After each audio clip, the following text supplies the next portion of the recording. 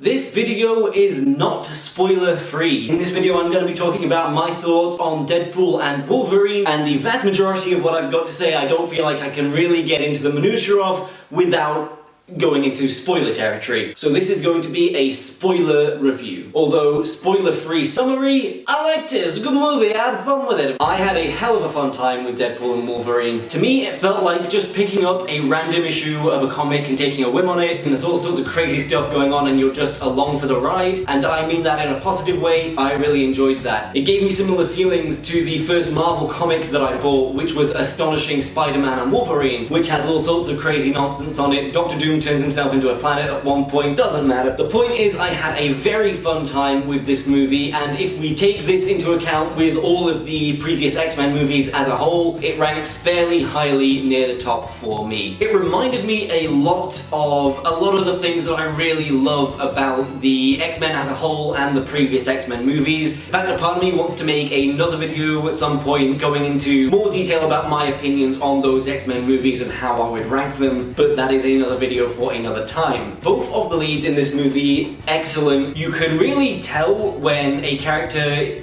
is being played by an actor who loves that character and wants to do justice to the performance and the history of the character, and in this case we have two excellent actors who are doing an excellent job on both fronts with Deadpool and Wolverine. Ryan Reynolds as Deadpool is excellent, a perfect fit, and we've known this since 2016 when the first Deadpool movie came out. He embodies Wade Wilson in such a great way, and he is an absolute joy to watch. That has been true for the first Deadpool movie, that has been true for the second Deadpool movie, and it continues to be true for this one. The only reason that I could possibly mark down that performance by any measure is because he is standing next to Hugh Jackman's Wolverine, and Hugh Jackman's Wolverine is unparalleled when it comes to perfect casting for superhero movies. He is at the top, there's no question about it. The two leads are excellent and their chemistry works really well. They are a joy to watch both individually and together throughout the course of this movie.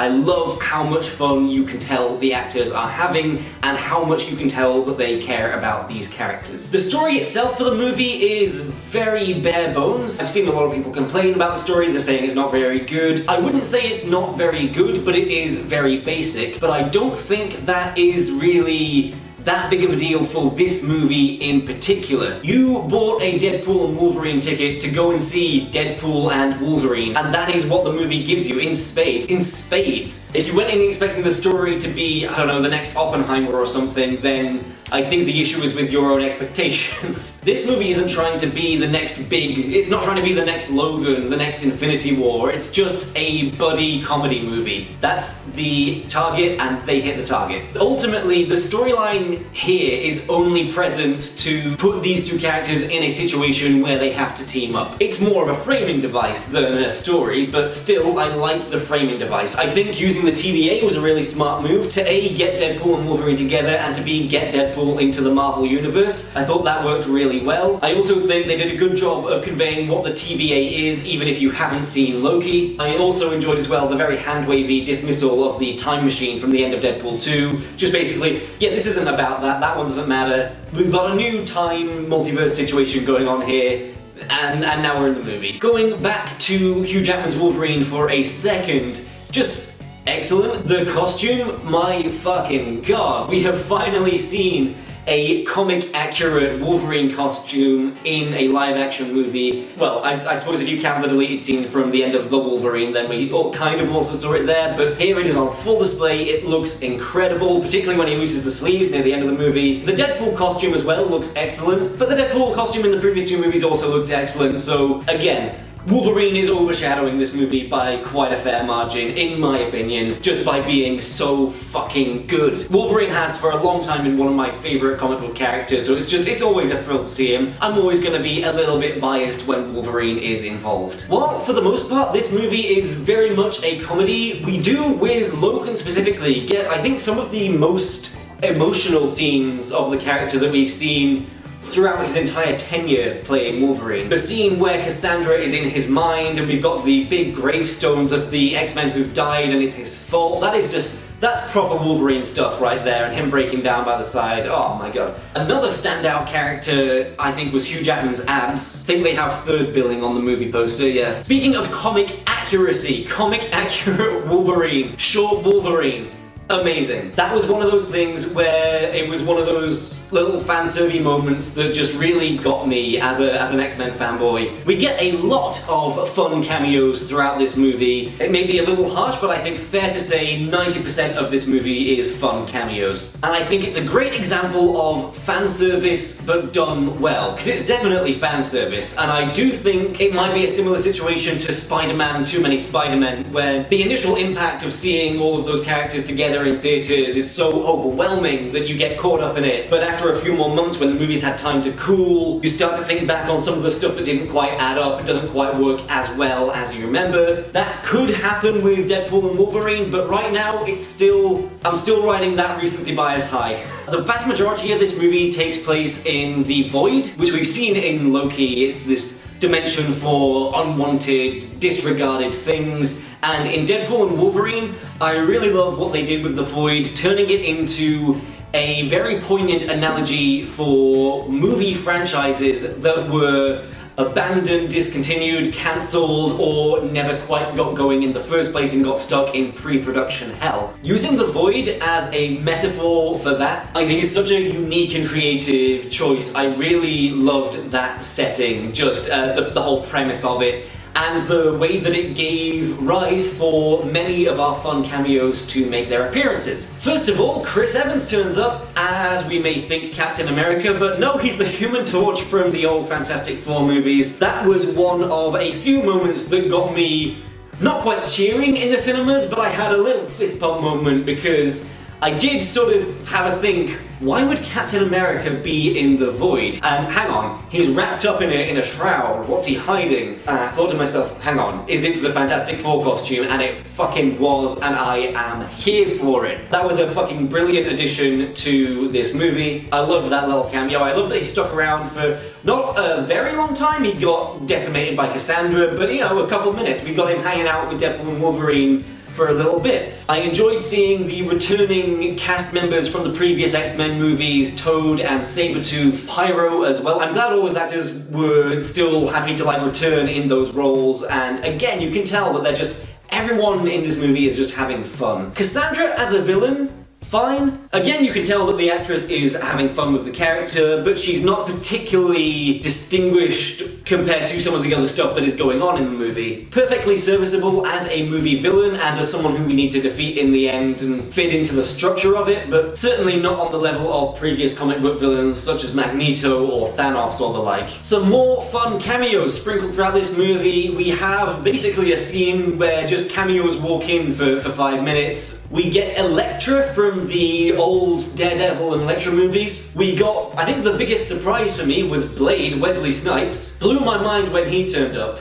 And then the next thing that happened, I audibly gasped and fist pumped and did a little jump in my chair watching it when Channing Tatum as Gambit walked through that doorway. Now maybe this won't have landed for people who aren't as obsessed with comic book movie news as I am, but I have been following the tumult of the Gambit movie for basically since it was announced. At one point, it was slated for release in October 2016. I remember Channing Tatum being cast as Gambit, being locked into the role. I remember news stories about him working with a dialect coach to get Gambit's accent right, and I loved that there were little references to that. And Gambit, just the character, one of my favorite of the X-Men from the comics and the animated show. Really loved Gambit, and I loved seeing him in the movie. Finally, we have a live-action Gambit who was done justice. I loved all the references of Gambit being born in the Void, not knowing where he came from because his movie never got made. I love that we got to see his power in action.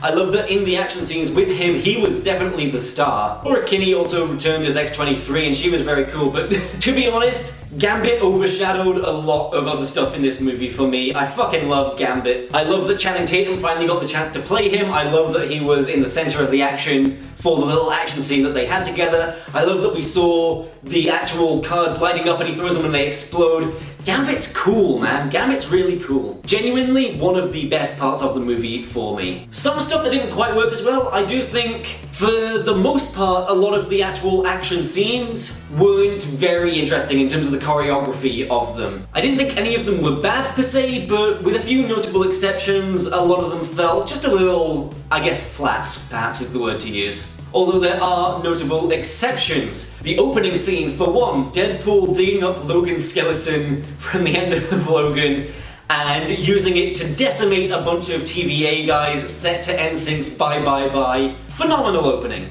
Amazing opening. That really set the tone for the rest of the movie for me. That I knew I was gonna have a great time. I also am a big fan of the fact that NSYNC clearly have gone back to their music video for Bye Bye Bye and added brackets from Deadpool and Wolverine to a 14-year-old music video. That is fucking excellent. Another notable exception is when Deadpool and Wolverine get into a big fight in the car and start stabbing at each other and going at it. Set to, I forget which one, I think it was a Madonna song. They flick on the radio and that song happens while they're having a fight. That's another of the more memorable fights in the movie. Unfortunately, the big fight with Gambit and X-23 and Blade for everyone in terms of the action on screen, I did think was one of the flatter ones, just not very much going on, just cutting to one of them fighting some guys, one of them fighting some guys, so on and so forth. In fact, there was a really weird cut where X-23 is going to stab Juggernaut to get his helmet. There's a scene of her getting out her claws and going straight for him, and we cut away before there is an impact. To me, I would have liked to see her get him. I don't know if that's just me, but that's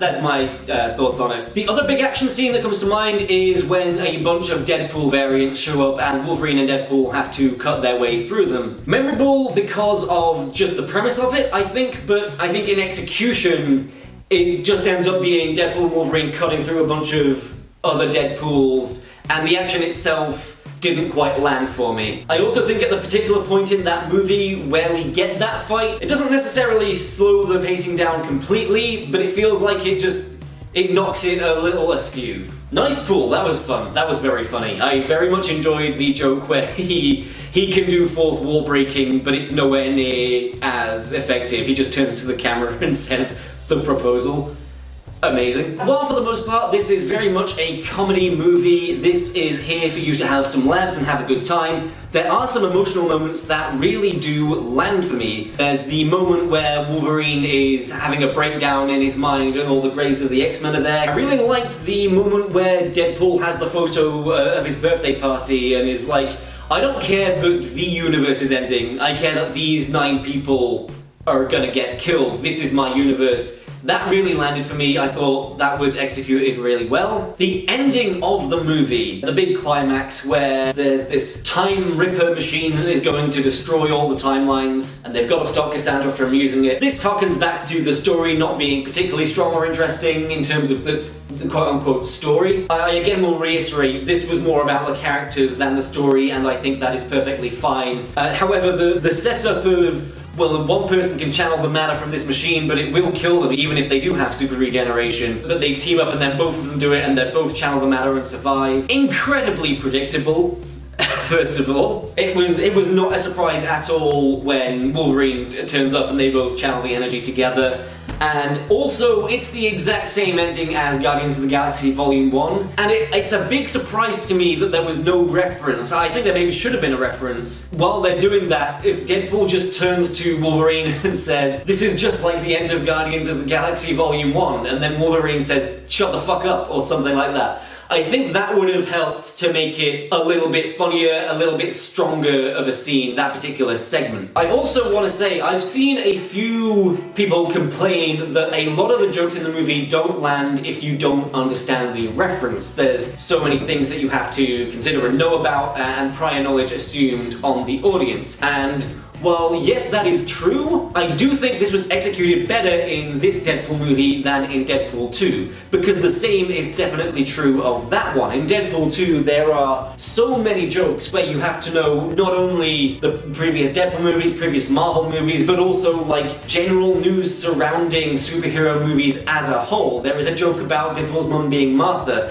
If I remember correctly, I think there's a joke about Henry Cavill's mustache and that whole Superman thing. I remember thinking at the time watching Deadpool 2, there are a lot of jokes in here that, well, yes, they land for me because I'm a super nerd who's aware of all that stuff, I don't think would land for just a layman watching the movie. I think in Deadpool 3, in Deadpool and Wolverine that is, I think that was done better because, yeah, Deadpool says stuff like, oh, it's that thing from Loki Season 1 Episode 4, and that's all you need to know. He calls it out. So I want to jump to Deadpool and Wolverine's defense on that point because I think people seem to have forgotten that the exact same thing was going on in Deadpool 2. I've also seen people saying that the movie as a whole is a loving homage to the X-Men movies that came before it, and I don't think that is true. There is a lovely segment in the end credits where we have a bunch of B-roll and behind-the-scenes footage of the previous X-Men movies being filmed, set to Green Day's Time of Your Life. That, as a little section, is a loving homage, and I did very much enjoy that. But the movie as a whole, it is certainly not. But I very much enjoyed the movie ending with that little roll of footage. That left a really nice, pleasant feeling in me leaving the cinema. I was like,